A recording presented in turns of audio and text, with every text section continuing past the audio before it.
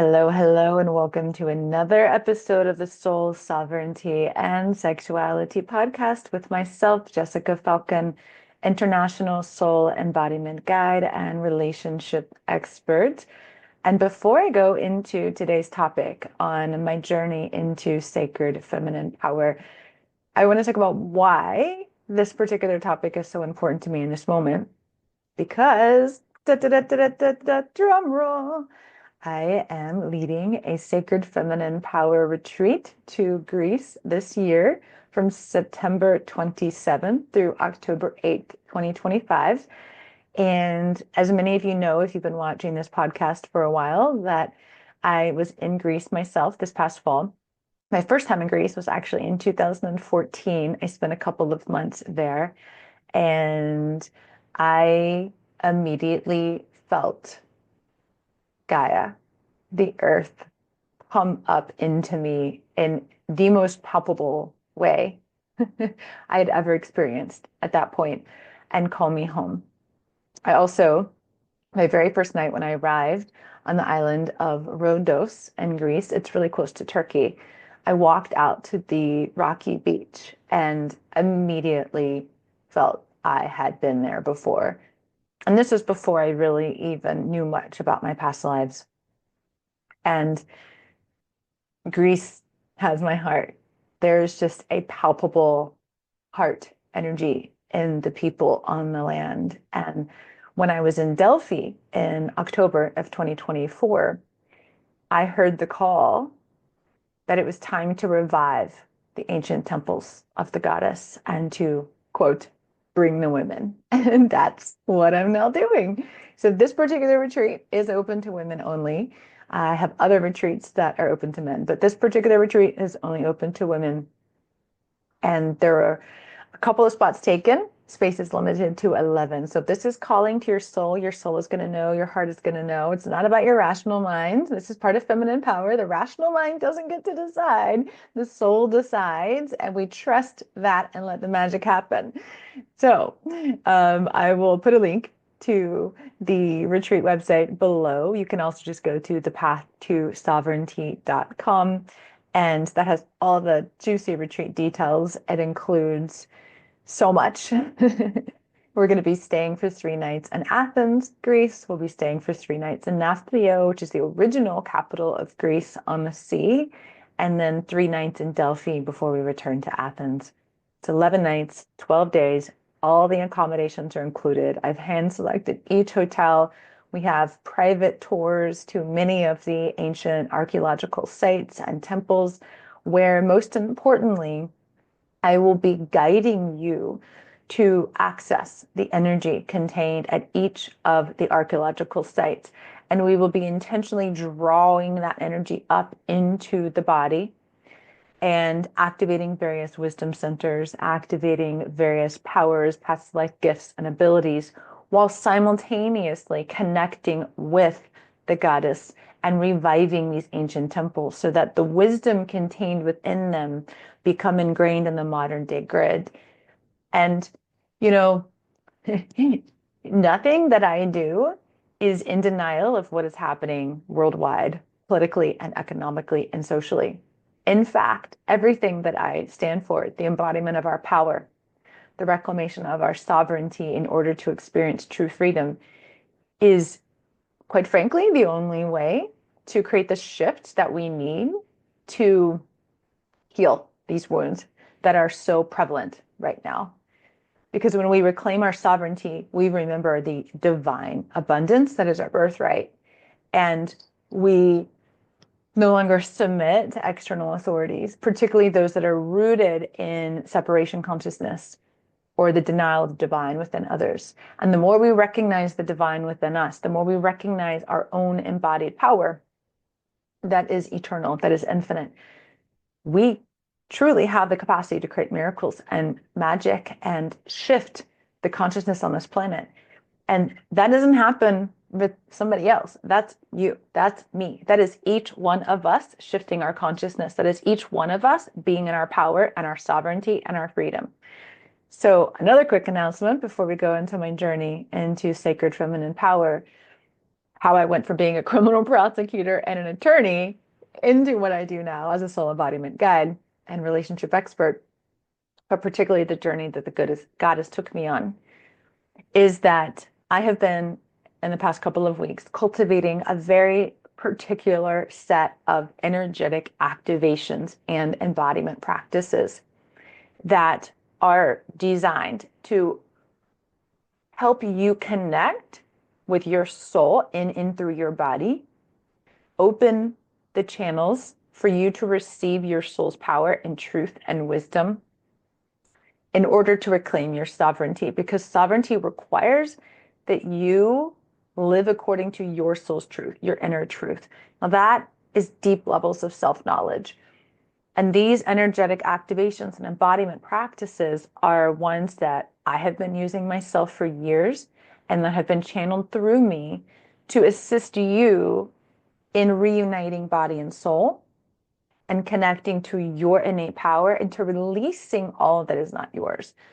This process of sovereignty is coming into your soul truth as you release all that is not your truth. Most of the work is releasing all the inherited beliefs, all the old traumas, the guilt, the shame, the self-doubt, powerlessness, feeling like a victim, being a victim, lack, scarcity, fear, unworthiness, right? This is what we're releasing.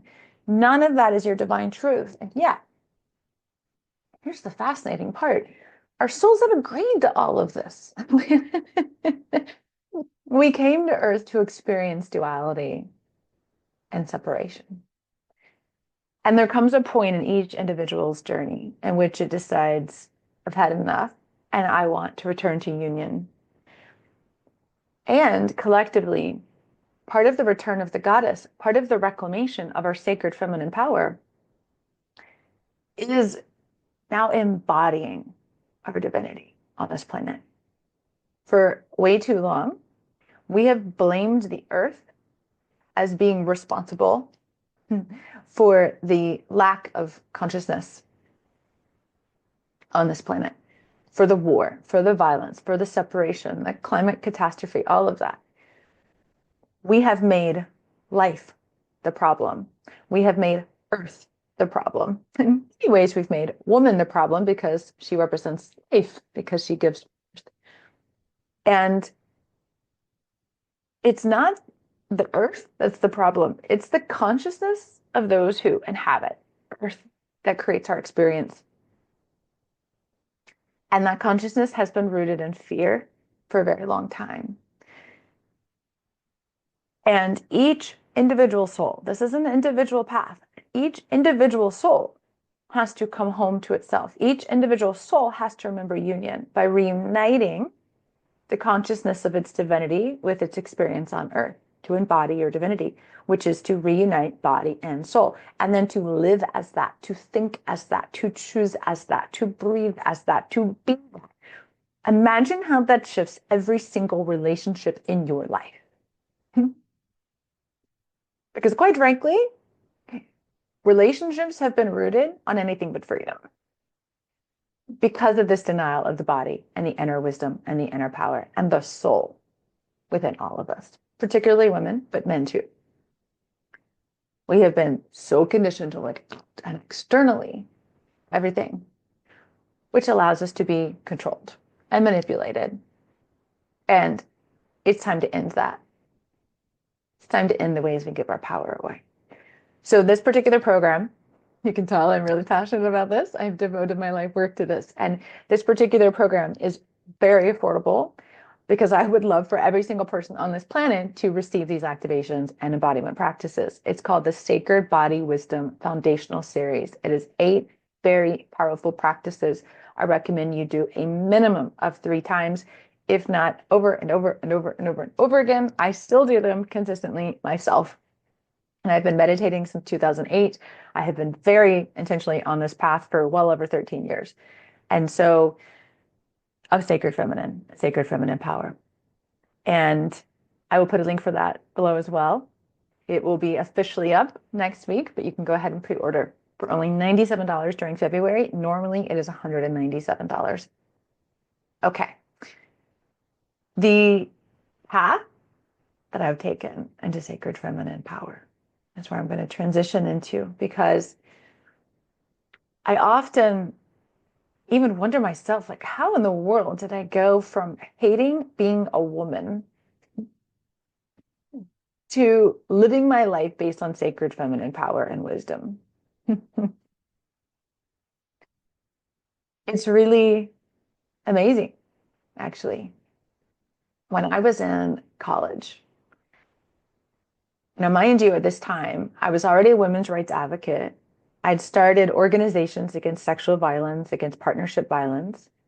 I'd spoken at rallies, answered hotline calls, met with women in hospitals.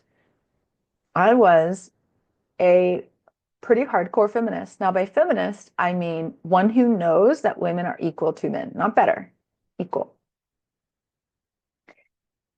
And yet, despite being a women's rights advocate, I went to a conference. At the time, I think it was called Men Stand Up Against Rape. It was a men's group. But many of us were there that worked in that field. And they had each person at one point get in the center of the circle. And I sat in the center of the circle and I kind of straddled the chair, I was looking around at everybody, and the instructor asked me a question. He said, "What do you like most about being a woman?" And I went, this is embarrassing, but this shows how deeply ingrained my hatred was of the feminine. I went, "Oh, there's nothing about being a woman." Because I saw being a woman as a weakness. And I was trying, consciously and unconsciously, to prove myself to be just as worthy as men. And I made sure not to show emotion because it was, quote, weak. I made sure that I proved how intelligent and strong and what a leader I was. And being a woman felt like an impediment to that, because most often when I worked at the governor's office, for example, or even on Capitol Hill, I was not recognized for my intelligence initially. Eventually, yes, because I refused to bow down in the way that they were used to. And they called me sassy for that. That was the nice word. And I was seen as an object. I was seen as something pretty. I was seen as, or not pretty growing up if I didn't fit into a certain social standard. And I was there for their benefit, basically. And they didn't recognize me on the inside. They didn't recognize my soul. They didn't recognize my gifts, my intelligence, my capacity, my power. And so I was constantly trying to prove that I was powerful. And what it ended up looking like was when I became a criminal prosecutor, which was definitely somewhat like living in a quote man's world, though I was in Charlotte, North Carolina, where there were many other female prosecutors, and the office felt at that time, I don't know what it's like now, but at that time it felt very inclusive of women, and there were a lot of powerful women there. But I remember I was known for wearing pantsuits, razor short haircut, and very long earrings with red lipstick and a red briefcase. That was my look. That was my model. And they called me bulldog in a skirt, which I found hilarious because I never actually wore skirts, because I didn't want to look the way they expected me to. And the male judges complained that I didn't wear skirts and pantyhose and high heels. They complained that I wore pantsuits, and other female attorneys there told me that I needed to wear skirts and pantyhose, and I refused. And probably one of the only reasons I got away with it is because I was so successful and won almost every jury trial that I took to court. And so they kind of had to let me do what I was doing, even though I was not fitting into their norms. And it wasn't until 2008, when I was in the middle of a very important felony jury trial. That particular defendant, it was his fourth charge of driving while impaired, which made it a felony, and he was contesting it. And of course, the jury couldn't know any of that. And so we had an officer who did a pretty sloppy job of an investigation. And I had a pretty tough case ahead. I was in the middle of picking the jury. I woke up, this is September 27th, 2008. I woke up to the sound of rain and horns going off. And kind of was in that groggy state of sleep, waking up 5 a.m. to go to the gym before going to work. And long story short, there was a flood, a tropical storm that left 13 inches of rain in less than 24 hours. And I happened to be in a flood zone, a 100-year flood zone. Had no idea it was actually going to happen in my lifetime. And in hours, I watched almost everything I owned be destroyed. And it was the first time I really started to question, rather than just being ambitious, rather than just being motivated, rather than just proving myself and going higher and higher. At 15, I wanted to be the first female editor of the Chicago Tribune. And I was always wanting to be the first. Even when I was in England, I was a study abroad student in my junior year, I believe it was. And everybody there was like, you're going to be the first female president of the United States, because I just always had my sights set high. And part of it was this deep desire within me to show how powerful women were, because I was told the opposite, especially at church. Though I was not a regular churchgoer, we did go to church on and off various points throughout my life, and I was pretty heavily involved in the church in middle school. And suffice it to say that as I started questioning, what am I doing actually with my life? What am I doing? Why? Where is the motivation coming from? Now, I am intrinsically a leader. I am intrinsically a motivated, disciplined person. It is part of my makeup. But there was still a lot of there was still a lot of external motivation driving me rather than acting according to my soul. I still believe this was part of my soul's path. To have that experience as a prosecutor and to go through everything that I did was on purpose. That was part of my soul's path. So there's nothing wrong with what I was doing, just that I hadn't woken up yet to my soul guiding my life versus my head guiding my life. Or I was still searching for external identity, right? I was identifying with my external self. Now, we identify with our external self when we identify who we are with what we do. This is what we are taught to do, right? You are successful if you have XYZ position. You are powerful if you have XYZ in your bank account or in your home or this kind of car, or you have this kind of status in the world. You are good if you do XYZ things. All of that is not even masculine power. That's a whole different topic. Wounded power. All of that is an identity based on other people giving you approval or permission or recognizing you as a certain thing or doing a certain thing. It's all based on what you do. None of that is who you are. You are not your job. You are not your title. You are not your role. You are not your bank account. You are not your home. You are not your car. Because guess what? It can all be taken away like this in a second.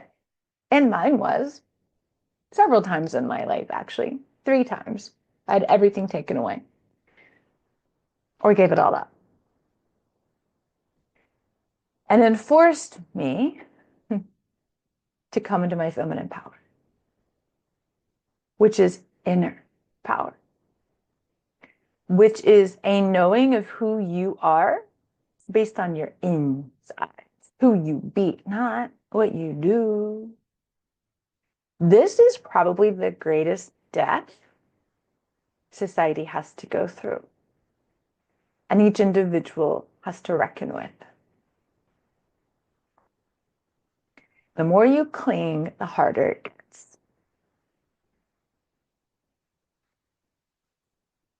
If we continue to identify with the external.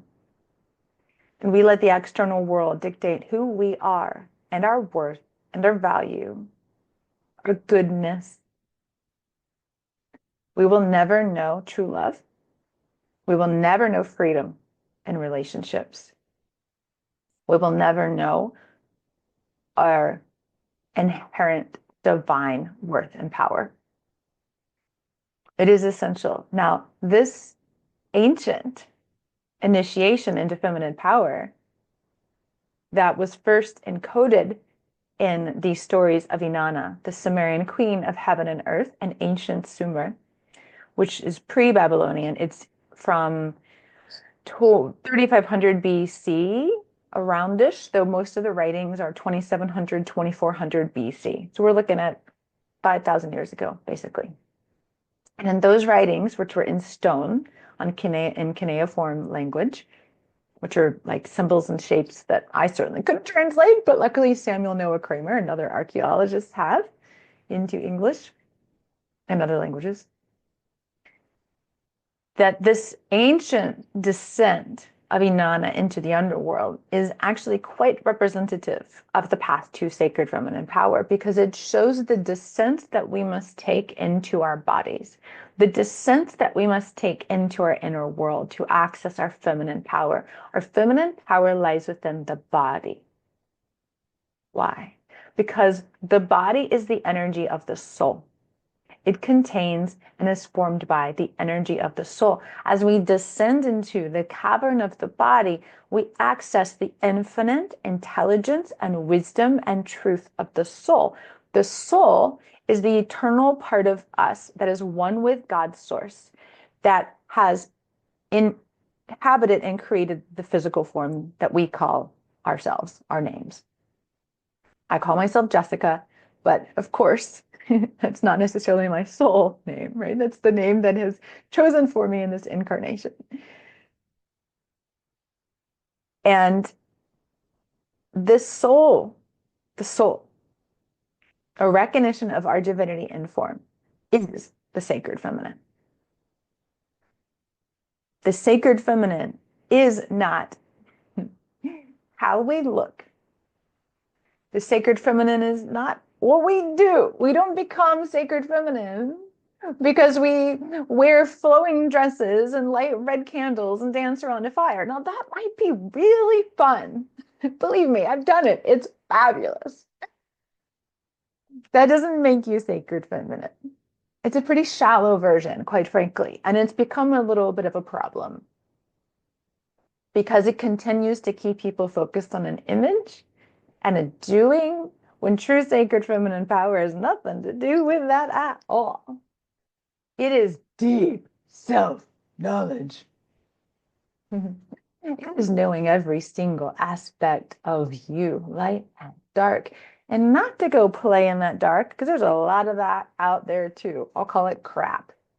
Oh, let's go play in the dark with the shadow. And oh, let's just identify with the shadow now. And let's justify the shadow in the dark and make it seem wonderful and exciting and sexy. And the reality is, quite frankly, there's nothing sexy about wounds in my mind.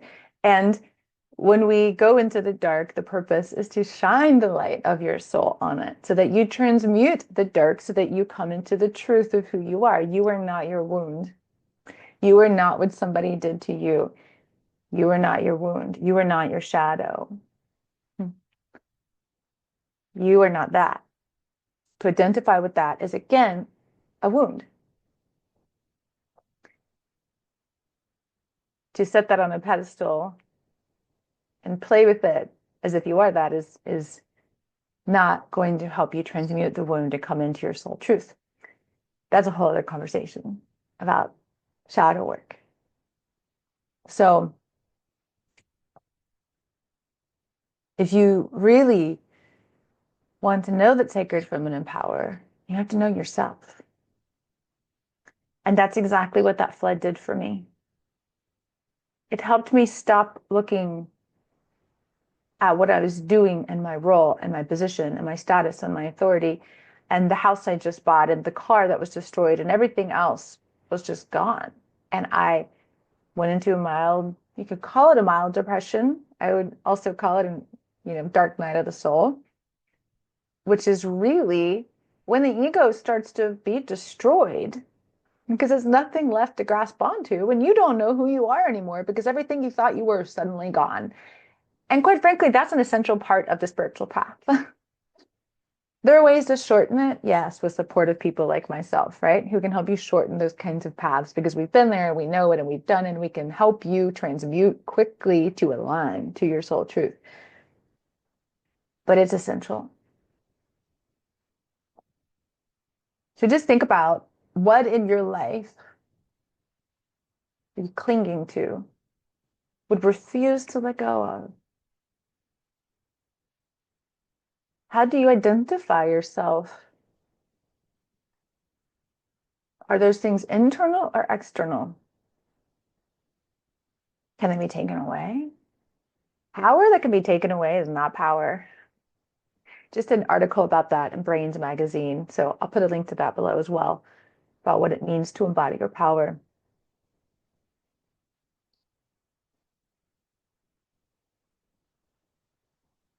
When I was questioning everything, I started to meditate. At that time, the only form of meditation I could discover was where you basically put your awareness on your third eye or on a sound, and you still the body and you quiet the mind. And that was a beautiful way to start to access the divine masculine energy within me, because the divine masculine can't exist without the divine feminine and vice versa. And that gave me the capacity to realize I'm not my thought. I'm not what I feel.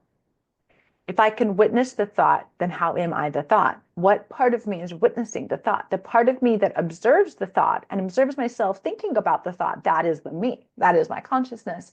And that is the consciousness that we take into the body. So that is why we have to access the divine masculine, the sacred masculine, in order to access the sacred feminine.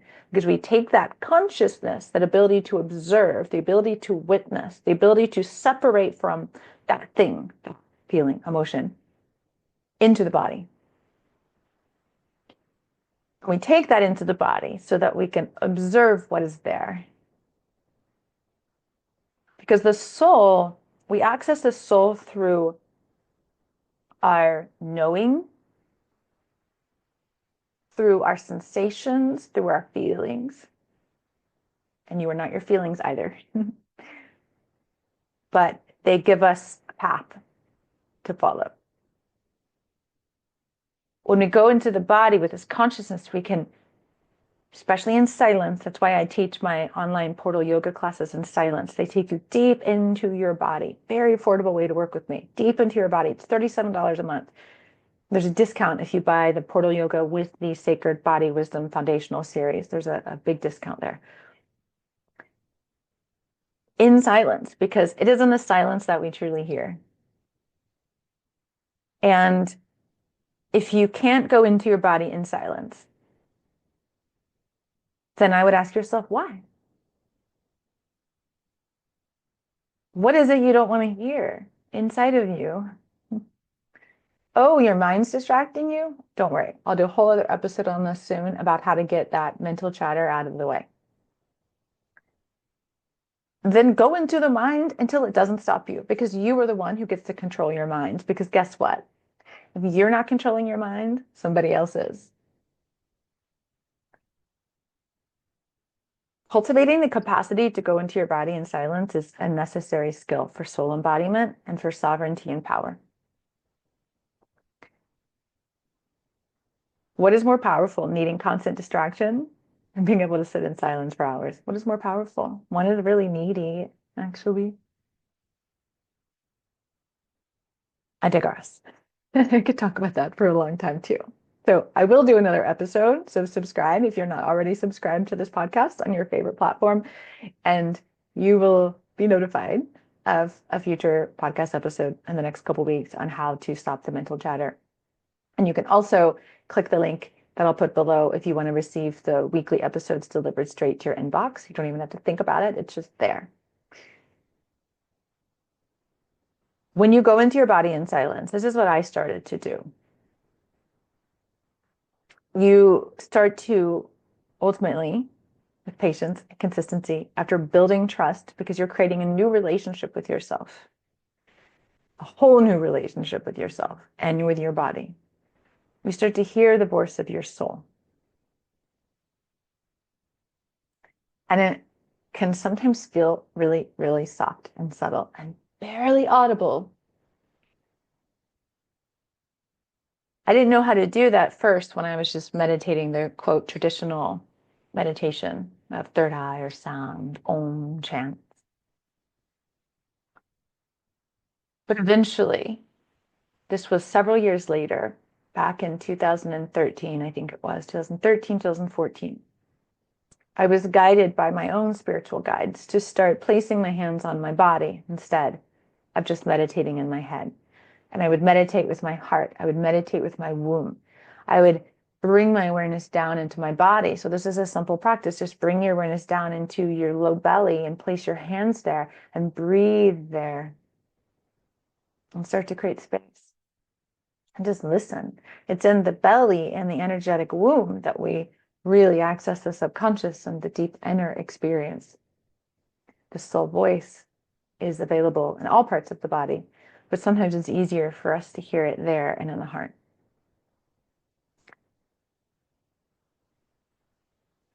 And my particular path of accessing sacred feminine power still didn't arise from meditation at that point, because sacred feminine power is not an idea. It's not a concept. It's not something we figure out or rationalize or logicalize. In fact, it is still a mystery to me, and I have been living the life of soul and embodying my soul intentionally and consciously, which is what I help other people do to access their own soul power and truth, for, gosh, like 13 years. And I still can't get close to describing the mystery of soul. It's that mysterious. It is inexplicable, and it's supposed to be. It's supposed to be. Magic is magic because we can't explain it, but that's part of the sacred feminine.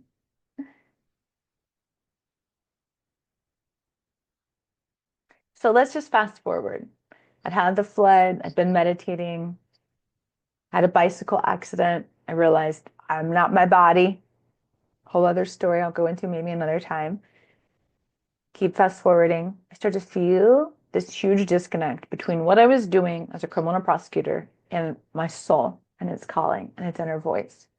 Because here's the thing, when we start to go into the body and we start to meditate, we start to cultivate silence, we start to hear the soul voice, and it can ask us to do things that don't make sense. And it did not make sense to me what my soul was asking me to do.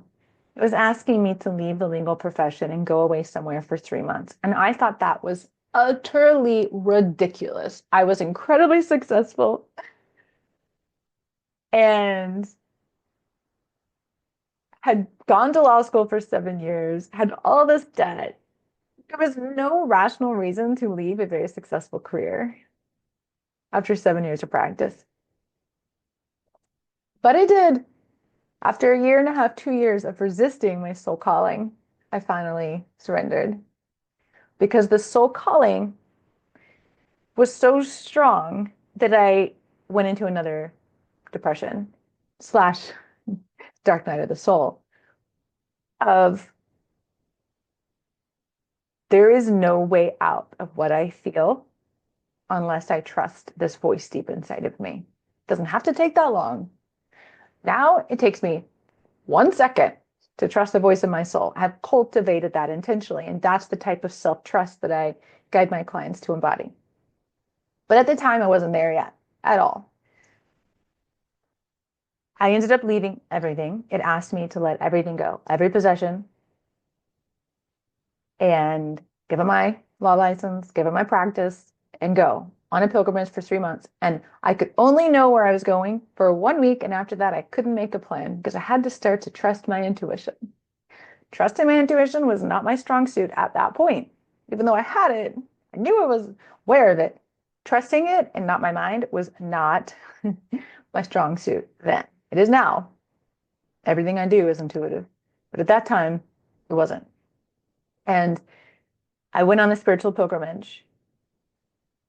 And when I arrived months later at the Mountain of Mary Magdalene, some of you may be familiar with this, La Sainte Baume in southern France. There were a lot of obstacles to get there, and I finally arrived at the Mountain of Mary Magdalene, September 1st, 2013. On that day, I had dreamt I would arrive on this day. I dreamt that I was going to meet somebody, and I did. A man walked in front of me, and a voice said, "He's your soulmate." And I laughed out loud. I said, "It was ridiculous." First of all, I'm not here for a man. I'm here for Mary Magdalene. Second of all, you're supposed to see somebody's eyes to know if they're your soulmate. And I haven't seen his eyes, so that's just ridiculous. So I pushed it aside and I kept walking. I had never heard that voice before. Just kept walking. I spent my time in the cave, at a picnic. I sat by the tree, overlooking the gorgeous forest below. I started walking down an hour or two later. And I look up, that same man is coming down the stairs behind me. I suddenly got nervous. And I walked. He passed me once, sat down. He passed me twice, sat down. Third time, he walked up next to me and started speaking to me in French. And at that time, I didn't yet speak French.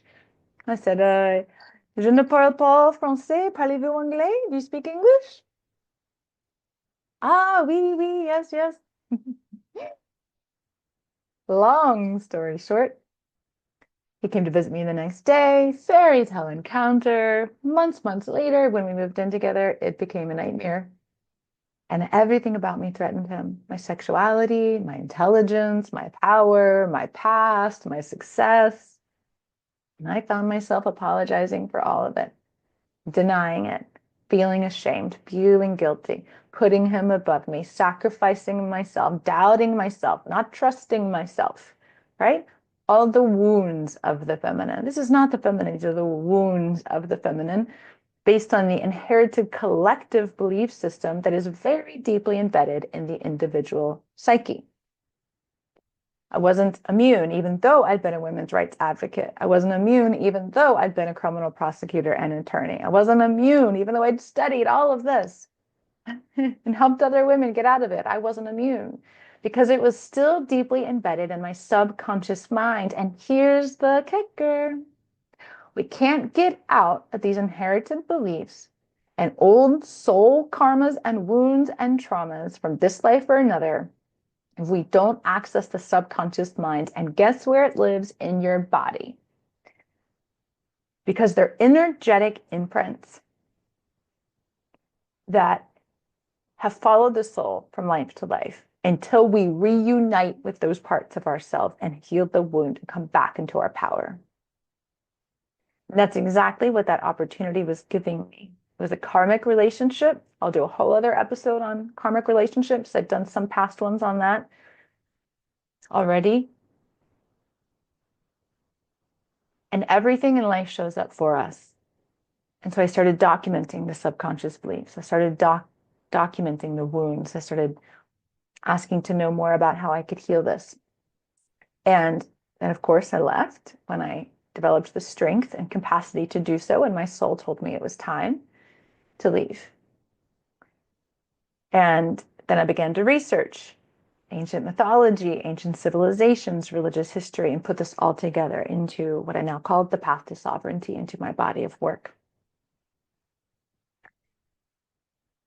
And what I kept learning as I pieced together these ancient feminine descents into the underworld and my own path and my own spiritual guidance, my own soul knowing, is that this descent into the body, into the energy of the soul, into our heart, into our past lives through our electrons, through our energy, is how we come into such a deep remembrance and reclamation of the truth of who we are, that there is no other way. other than going in. And the more we go in, the more we access the all. The ancient Egyptians understood this. Know thyself and know thy universe. You go within. Eve knew this. Lilith knew this.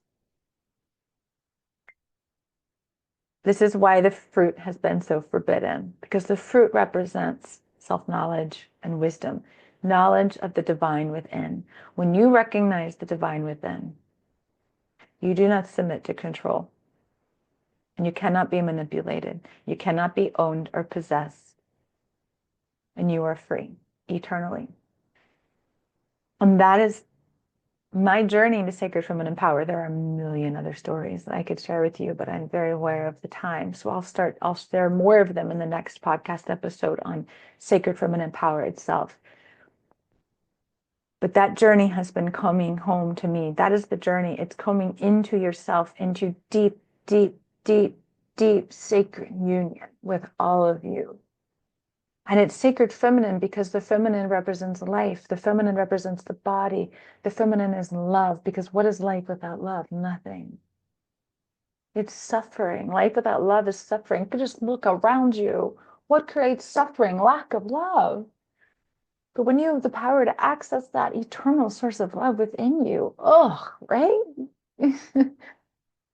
That's one of the activations in the Sacred Body Wisdom Foundational Series, is that activation of that eternal flow of love within you, that remembrance in yourself. So I'm going to continue in next week's podcast on Sacred Feminine Power. I'll continue to talk about my journey specifically, but for the sake of time, I'll stop today.